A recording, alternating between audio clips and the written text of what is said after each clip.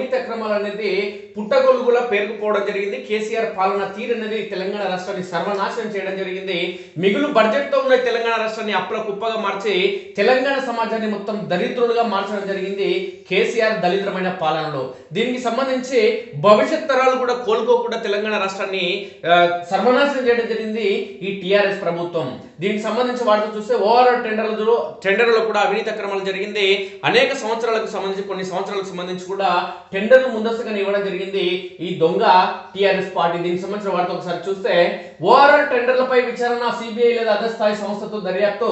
దీంట్లో జరిగినటువంటి అవినీతి అక్రమాలు టెండర్లకు సంబంధించిన ఏవైతే లోపాలు ఉన్నాయో దానికి సంబంధించి విచారణ నిర్వహించేందుకు కాంగ్రెస్ పార్టీ సిద్ధమైంది. దీనికి సంబంధించిన సమాచారం ఒకసారి మనం గమనిస్తే సమగ్ర విచారణకు సీఎం రేవంత్ రెడ్డి నిర్ణయం. హెచ్ఎండిఏ పరిధిలో విచారణ జరిపి పూర్తి వివరాలు ఇవ్వాలని అధికారులకు ఆదేశం. నివేదిక అందిన అనంతరం కేబినెట్ లో చర్చించి దర్యాప్తు సంస్థకు అప్పగిస్తాం. ఏవైనా ఫైళ్లు మాయమైతే సంబంధిత ఉద్యోగులపై కేసులు నమోదు చేయండి.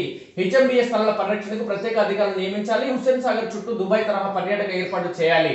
హెచ్ఎండిఏ అధికారులతో సమీక్షలో CM Revanth Reddy. Outer ring road ORR toll టెండర్ల విషయంలో సీఎం రేవంత్ రెడ్డి కీలక నిర్ణయం తీసుకున్నారు. ఈ టెండర్లలో అవకతవకలు జరిగాయంటూ మొదటి నుంచి ఆరోపిస్తున్న సీఎం దీనిపై సమగ్ర విచారణ జరిపించాలని నిర్ణయించారు. సిబిఐ లేదంటే ఆ స్థాయి దర్యాప్తు సంస్థకు విచారణ బాధ్యతలు అప్పగించనున్నట్లు ప్రకటించారు. బుధవారం సచివాలయంలో హెచ్ఎండిఏ అధికారులతో సమీక్ష నిర్వహించిన ముఖ్యమంత్రి ఈ సందర్భంగా ఓఆర్ఆర్ పై టోల్ టెండర్లు అంశాన్ని ప్రస్తావించారు. ప్రభుత్వానికి రావాల్సిన భారీ ఆదాయానికి గండిపడేలా తక్కువ ధరకే టోల్ టెండర్లు కట్టబెట్టారంటూ ఆగ్రహం వ్యక్తం చేశారు. కనీస ధర నిర్ణయించకుండా టెండర్లు ఎలా పిలిచారని హెచ్ఎండిఏ అధికారులను ప్రశ్నించారు. ఇందులో ఎవరెవరి ప్రమేయం ఉంది, ఏ సంస్థలు ఉన్నాయి, ఎవరెవరు బాధ్యులు అనే విషయాలపై అన్ని కోణాల్లో తొలుత హెచ్ఎండిఏ పరిధిలో విచారణ జరపాలని ఆదేశించారు. టెండర్లో అవకతవకలు అనుసరించిన విధానాలు, ఫైల్ గదుల తీరుపై పూర్తి వివరాలతో ప్రభుత్వానికి నివేదిక ఇవ్వాలని హెచ్ఎండిఏ జాయింట్ కమిషనర్ ఆమ్రపాలని ఆదేశించారు. ఈ వ్యవహారానికి సంబంధించి ఏవైనా ఫైల్ మిస్ అయినట్లు గుర్తిస్తే సంబంధిత అధికారులు బాధ్యులైన ఉద్యోగులపై కేసులు నమోదు చేయాలని సూచించారు. హెచ్ఎండిఏ నుంచి పూర్తి నివేదిక అందిన తర్వాత కేబినెట్ లో చర్చించి సిబిఐ లేదా అదే స్థాయి దర్యాప్తు సంస్థకు అప్పగిస్తామని చెప్పారు. అంతకుముందు సీఎం అడిగిన పలు ప్రశ్నలకు అధికారులు సమాధానం ఇస్తూ టెండర్లకు ముందు ఓఆర్ఆర్ పై టోల్ వసూలు ద్వారా ఏడాదికి 600 కోట్ల ఆదాయం వచ్చిందని తెలిపారు. దీంతో 30 ఏళ్లకు 18,000 కోట్ల ఆదాయం వచ్చిందని, అలాంటిది 7,380 కోట్లకి ఎలా అప్పగించారని అధికారులను సీఎం రేవంత్ రెడ్డి ప్రశ్నించారు. హెచ్ఎండిఏ అనుసరించిన టెండర్ విధానంతోనే ప్రభుత్వం 15,000 కోట్లకు పైగా నష్టపోయిందని సమావేశంలో ప్రాథమిక అంచనాకు వచ్చారు. హెచ్ఎండిఏ 2 కంపెనీలతో డిపిఆర్ తయారు చేయించడం, ప్రభుత్వ ఆదాయానికి నష్టం తెచ్చే డిపిఆర్ ను ఎంచుకోవాల్సిన అవసరం ఎందుకు వచ్చిందని దానిపైన చర్చ జరిగింది. ఈ వ్యవహారంపై పలు అనుమానాలు ఉన్నందునే సమగ్రంగా విచారణ చేయిస్తే అన్ని నిజాలు బయటకు వస్తాయని సీఎం అభిప్రాయపడ్డారు. టెండర్ దక్కించుకున్న సంస్థ ప్రభుత్వంతో చేసుకున్న ఒప్పందాన్ని చూపించే 49% వాటాను విదేశీ కంపెనీలకు అప్పగించిందని అన్నారు. విదేశీ కంపెనీలతో ఆ సంస్థ చేసుకున్న లావాదేవీలపై కూడా విచారణ జరిపించాల్సిన అవసరం ఉందని తెలిపారు. ఓఆర్ఆర్ లోపమంతా ఒక యూనిట్, ఔటర్ రింగ్ రోడ్ లోపల ఉన్న ప్రాంతాన్నంతా ఒక యూనిట్ గా తీసుకుని హైదరాబాద్ అభివృద్ధికి ప్రణాళికలు తయారు చేయాలని అధికారులను సీఎం రేవంత్ రెడ్డి ఆదేశించారు. క్రమంగా regional ring road ORR regional ring road triple-are వరకు హెచ్ఎండిఏ పరిధిని విస్తరించాలన్నారు. ఓఆర్ఆర్ నుంచి త్రిపుల్-ఆర్ కు అనుసంధానం ఉండేలా రేడియల్ రోడ్లు నిర్మించాలని అన్నారు. మాస్టర్ ప్లాన్ 5,050 అనుగుణంగా ప్రత్యేక కన్సల్టెన్సీతో నగర అభివృద్ధికి విజన్ డాక్యుమెంట్ తయారు చేయాలని సూచించారు. హెచ్ఎండిఏ పరిధిలో దాదాపు 8,374 ఎకరాల ల్యాండ్ పార్సిల్ ఉన్నాయని, వీటిలో 2,031 పార్సిల్ వివిధ స్థాయిలో కోర్టు కేసుల్లో ఉన్నాయని అధికారులు చెప్పగా, హెచ్ఎండిఏ భూములు అన్యాక్రాంతం కాకుండా చూడాలని డిజిటల్ జిపిఎస్ విధానాలతో స్థలాల వివరాలను మ్యాపింగ్ చేయాలని సీఎం సూచించారు. తమ పరిధిలో ఉన్న భూముల నుంచి హెచ్ఎండిఏ ఆదాయం పెంచుకునే చర్యలు చేపట్టాలని, ప్రకటనల ద్వారా కూడా ఆదాయం సమకూర్చుకోవాలని అన్నారు. ల్యాండ్ పోలింగ్, ల్యాండ్ పార్సిల్, చెరువులు, కుంటలు ఆక్రమణకు గురి కాకుండా ప్రత్యేక అధికారులు నియమించి తగిన చర్యలు తీసుకోవడంపై సమావేశంలో చర్చించారు.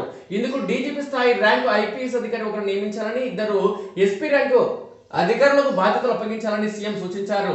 దుబాయ్ తరహాలో మార్చాలి. హైదరాబాద్ హుస్సేన్ సాగర్ సమీపంలో పరిసర ప్రాంతాలను ఆహ్లాదకరంగా ఉండే అందమైన పర్యాటక జోన్గా తీర్చిదిద్దాలని అధికారులను సీఎం రేవంత్ రెడ్డి ఆదేశించారు. ఎన్టీఆర్ పార్క్, అంబేద్కర్ విగ్రహం, తెలంగాణ అమరవీరుల జ్యోతి నెక్లెస్ రోడ్డు నుంచి ఇందిరా పార్క్, సంజీవ పార్క్ వరకు ప్రపంచ స్థాయి పర్యాటక ప్రాంతాలుగా అభివృద్ధి చేయాలని సూచించారు. హుస్సేన్ సాగర్ చుట్టూ నిబంధనలకు విరుద్ధంగా ఉండే ఆక్రమణలు తొలగించే పర్యాటకులు, నగర ప్రజలు కోరిన వేళలో ఆనందంగా గడిపేలా ఈ ప్రాంతాన్ని తీర్చిదిద్దాలని తెలిపారు. దుబాయ్ తరహాలో skywalk, food stalls, children amusement park, greenery land స్కేప్లు అభివృద్ధి చేయాలని ఆదేశించారు. అవసరమైతే ఆయా ప్రాంతాల్లో వాహనాల రాకపోకలు మరో మార్గంలో మళ్లించి పర్యాటక జోన్లుగా మార్చాలన్నారు. ఇందుకు సంబంధించి వెంటనే అంతర్జాతీయ కన్సల్టెన్సీలతో ప్రాజెక్టు నమూనాలు తయారు చేయించాలన్నారు.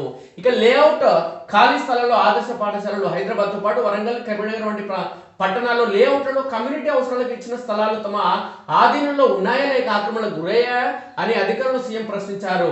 ఖాళీ స్థలాలపై వెంటనే సర్వే చేయించాలని ఆదేశించారు. ఈ స్థలాల్లో ఆదర్శ పాఠశాలలు ఏర్పాటు చేయాలని సమావేశంలో నిర్ణయించారు. పాఠశాలల ఏర్పాటుకు ముందుకు వచ్చే కార్పొరేట్ కంపెనీలు, పేరొందిన యాజమాన్యాలు వీటిని అప్పగించాలని, ఆయా పాఠశాలలో పేద విద్యార్థులకు 20% ఉచిత ప్రవేశాలు ఉండేలా చూడాలని సీఎం సూచించడం జరిగింది. అంటే కేసీఆర్ యొక్క దొంగ పాలనకు ఓఆర్ఆర్ అనేది నిదర్శనం. ఓఆర్ఆర్ టెండర్ అనేది కేసీఆర్ అనేది అవినీతి అక్రమాలకు ఈ టెండర్లు అనేది నిదర్శనంగా చెప్పుకోవచ్చు మిత్రులారా. కాబట్టి ఈ కేసీఆర్ కుటుంబం ఖచ్చితంగా జైలుకు పోతేనే అవినీతి అక్రమాలకు సంబంధించి ఓఆర్ఆర్ టెండర్లు కావచ్చు, కాళేశ్వరం ప్రాజెక్టుల్లో జరిగినటువంటి అవినీతి కావచ్చు, ఢిల్లీలో కేసీఆర్ మాజీ ముఖ్యమంత్రి కేసీఆర్ కూతురు కవిత, కల్వకుంట్ల కవిత చేసిన ఘనకీర్తి 100 కోట్ల లిక్కర్ స్కామ్ కుంభకోణం కావచ్చు, ఇవన్నీ కూడా బయటపడాల్సిన అవసరం ఉంది.